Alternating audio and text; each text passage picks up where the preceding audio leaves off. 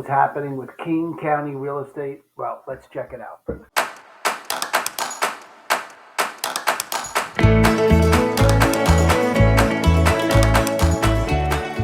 All right, we are looking at the last 5 years, count them, 5 years of supply and demand in King County. This should not be news. If you've watched any of my past videos, you know this is pretty typical for this year. So what does that mean? Well, the blue is the demand, the number of homes that went under contract, off the market any given month. The green is the supply. Okay? Same time frames. So what do you notice? Well, pre-pandemic over here, 2019, we had all the inventory up to the 4,000 mark in peak. Demand never really over 3,000. Then the pandemic comes along and interest rates go down and demand goes up and supply goes down, meaning prices go through the roof. And then last year, at the beginning, last year, at the end of last year here, demand went away. Prices started to get shaky because interest rates started to go up, and demand has just never come back. And supply is way down, 50% down. So this right here is a fascinating picture relative to this, to the other 4 years. That this year is there's so little business being done. Half the amount of business being done. I can tell you that the realtors you know in your life are freaking out. Okay, if they don't have a powerful business base, they're getting out of the business because there's literally half the deals getting done. So, that's a big deal to know. Now, for you, the consumer, it doesn't matter that much if there's half the deals getting done. There's half as many houses to choose from, and there's half as much demand. But there's still half as much to choose from and half as much demand, not even quite half as much demand. Prices are being propped up by the low inventory. In other words, prices can't come down really quickly because there's so few houses available. This is in King County. And prices can't go up infinitely because 8% interest rates are keeping the lid on it. So it's a really dicey market. Very confusing for people. And if we look at just the last year, just to do a little deeper dive, you can see that just the last 12 months, right, inventory went up, but not nearly like it used to. And supply went up a little bit, not as much as it used to. And demand has pretty much kept up. Demand is pretty close to supply. Last month, a little bit of a gap. That last September, a little bit of a gap. Would have been a really good time to buy in September. Now, it's a little tougher to buy. So we're experiencing something that we haven't in a long, long time. That's bidding wars, but bidding wars under asking price. So sellers can still get their home sold because there's still a good enough demand, but they just have to be able to price it where the buyers can afford it. And buyers apparently are more than willing to sit on the sidelines and wait. And I don't know what they're waiting. I know what they're waiting for. They're waiting for interest rates to come down, which isn't really going to happen. There's no pathway to interest rates coming down as far as they're waiting for them to come down. And every time interest rates come down in a sizable way, demand goes up. So it doesn't help that interest rates go down. So buyers would be advised to get the best house you can for the best possible terms you can. And then when rates come down a little bit, you can refi and take advantage of it, but at least you'll be in the home. Sellers need to price like it's 2023. You cannot price like it's you can't even price like it's early 2023. You got to price like it's now. And now is a really dicey time to price. You got to dance with it because you can't really tell what's going to happen. It's a very, very funny, not funny, but peculiar market. So if you got questions about your particular situation, give me a call. I'd love to walk through it with you, create a rational plan for moving forward with whatever it is you're dealing with, buying or selling. Let me know how I can help you. Aaron Hendon with Christine & Company over at eXp Realty. Party on, Wayne.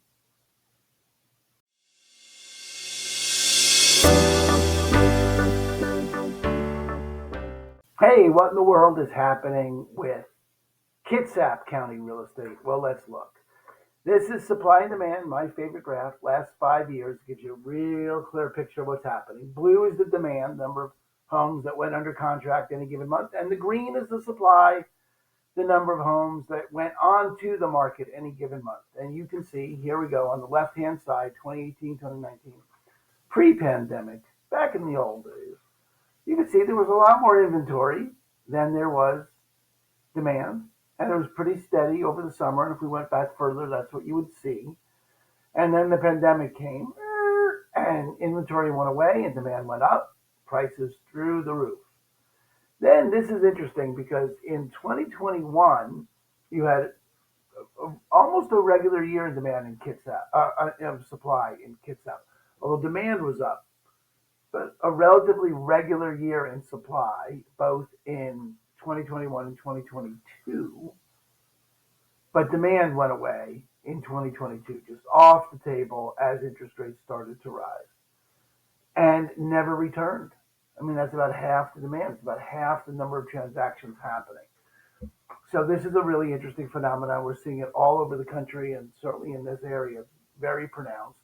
Just look at the last 12 months to get a clear picture of it.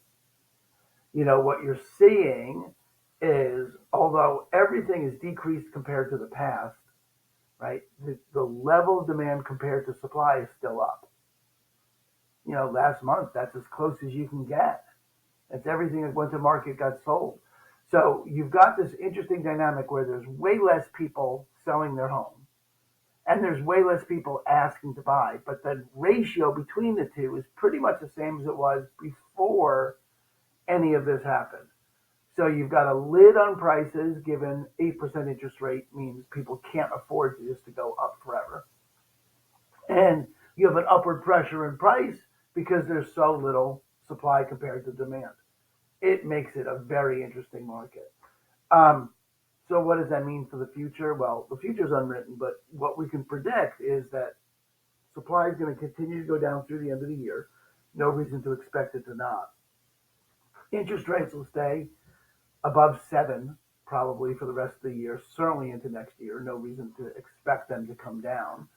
So this dynamic is unlikely going to change. In other words, there's going to be, if you're looking to sell your house, you should still have an easier time selling than buying, meaning those more buyers that first, more buyers than sellers, or quote, enough buyers to keep it a seller's market. And but you can't expect to get the kind of price increases that you could get 2 years ago. You know, you're going to get a 1%, 2%, 3% per year, where we've been in double digits. So it seems like you're losing money, but you're just making it much more slowly than you used to. And if you're buying, you want to find a house that, where maybe someone's going to give you some money back on, to buy down the rate. All kinds of creative ways to get that rate down. The one way to not get the rate down, though, is to wait, because waiting for it isn't going to happen. The moment rates go down any significant amount, demand's going to spike back up, which means prices are going to spike back up, and you have saved nothing. There is no advantage to waiting. Okay, unless you're just completely bearish on the market, thinking somehow housing prices are going to collapse. But you can't show me in this graph where the evidence for the housing prices collapse is coming from. There's just too little supply to make that happen. There's no rational argument for prices to drop. Certainly not in Kitsap County. So if you got questions about that, you got anything you want to know about your situation, because everyone is different and the situation is very dicey these days, let me know. That's what I'm here for, okay? Aaron Hendon with Christine & Company at eXp Realty. Party on, Wayne.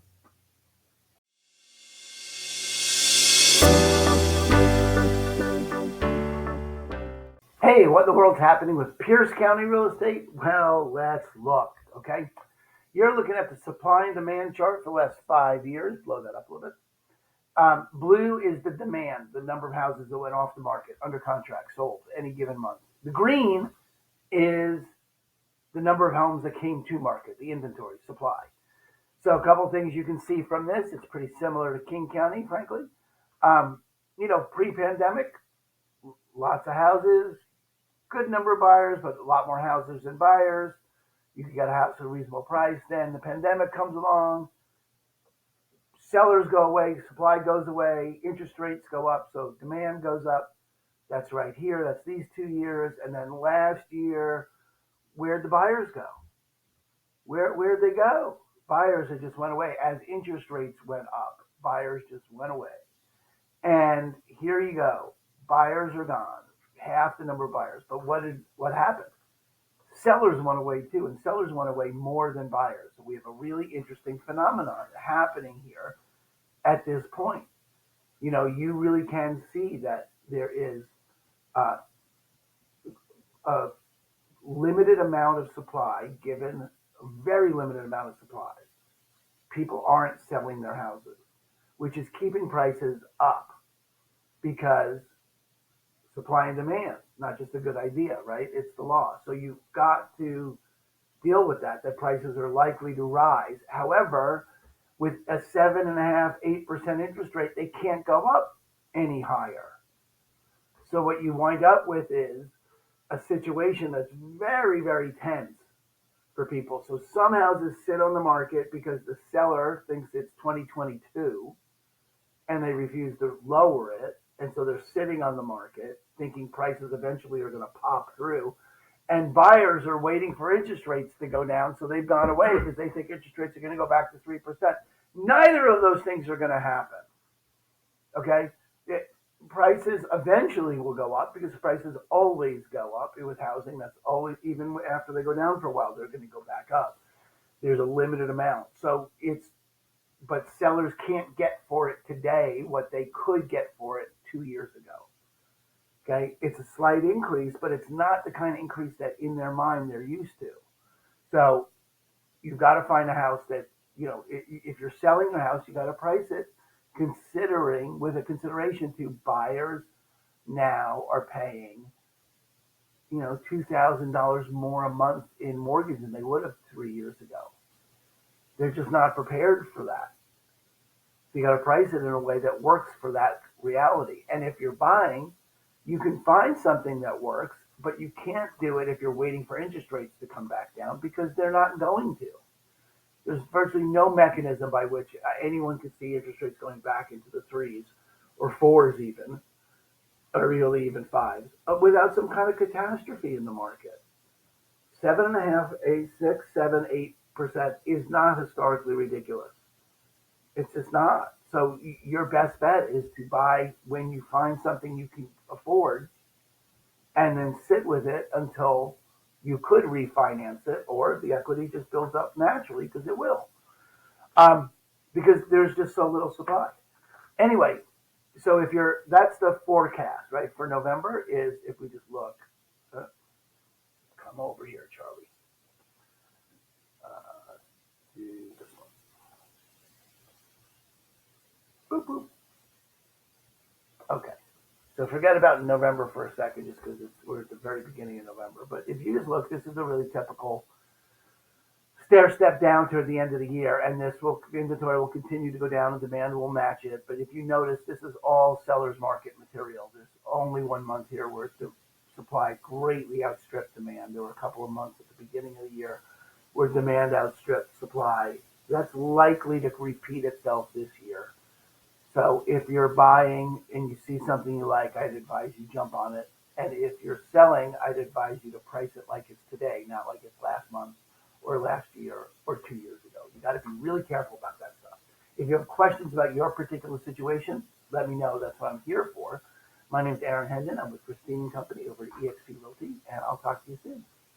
Party on, man.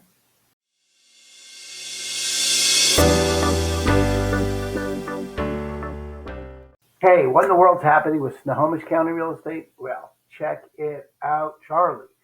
You're looking at the last 5 years supply and demand. Okay, green is the supply, the number of homes that came to market. The blue is demand, the number of homes that came off the market. I like this graph, and it's the same in all the surrounding counties. This isn't radically different than any of the other counties around you. That the 2 years before the pandemic, look at all that supply, and the demand was fairly steady and low, that you had choices of houses. Now, prices were going up, but It wasn't crazy. And then the pandemic came and interest rates went to the bottom and demand went up and supply went away. So prices through the roof. Remember that? Remember that? All right. Then last year, as interest rates increased last year, demand went away. And then this year, you really see the impact of that situation where people have stopped selling their homes because they don't want to go from a 3% mortgage to an 8% mortgage, which makes total sense. And the demand is capped as well because people are waiting for rates to come down, which is madness because there's no mechanism for rates to come down. And if you take away the comparison, if you stop comparing this to the past, it looks just like the past. If you took any single year out of that scenario, right? Well, not any single year, but certainly last year, and you'd see this kind of a graph where the supply and demand were close to each other. There's not a huge gap between the supply and demand. Now, it's not pre-pandemic, but it's better than during the pandemic, but it's still very much a seller's market. That demand is pretty close to the supply. So predictably, over the course of the next few months, you're going to see the supply continue to dwindle, right? And if you don't look at it compared to the previous years, you can't tell, but you're going to have almost no real estate transactions here towards the end of the year because there's going to be so little supply, which is going to keep an upward pressure on price. And then the lid on both the supply and the price is the fact that interest rates are going to be at 7 or 8%.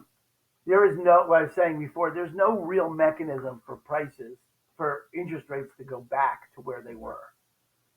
Those interest rates were where they were to encourage people to buy, to get the economy moving. The economy is now overheated. There's no reason for them to come back down. Unless there's some economic or physical tragedy again, which will mess everything up, not just your ability to buy a house. Interest rates are not coming back. And every time they drop any, meaningful way, demand is going to go up to match it. So for buyers, you should find a house you like, negotiate well, get the seller to contribute something of closing costs so you can buy down the rate and get in there now. And then if rates do come back down, great, you'll be able to refi. But there is no pathway forward for you waiting for interest rates to come down. And if you're selling, well, then the opportunity to sell is still there because there's very little supply. And if you price it appropriately, and appropriately meaning for a 1, 2, 3% price increase year over year, which is way more like, so you price it just about what you think you could have gotten for it last year, you should be able to get that home sold.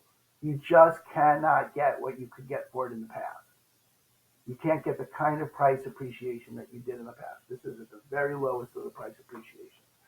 Okay, it's not reasonable to predict that prices are going to go down because there's so little supply, but it's also not reasonable to predict they're going to go up because 8% interest rates keep buyers from being able to pay much more. So that's a thing you need to navigate with your personal situation. So if you have questions about your personal situation, I'm available to talk to you about that anytime. Let me know. I'm Aaron Hendon with Christine Company over at eXp Realty, and I'll talk to you later. Party on, Wayne. Hey, what in the world's happening with Vashon Real Estate?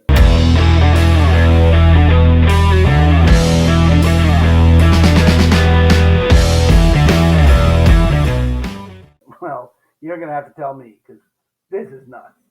All right, look at this. You got the last 5 years of supply and demand of Vashon. The green is the supply, number of homes that came to market. Blue is the demand, number of homes that came off the market. And if you watched any of the other counties around Vashon's market update, you'd know that this is radically different than King, Pierce, Kitsap, anything. Not like this at all. Why?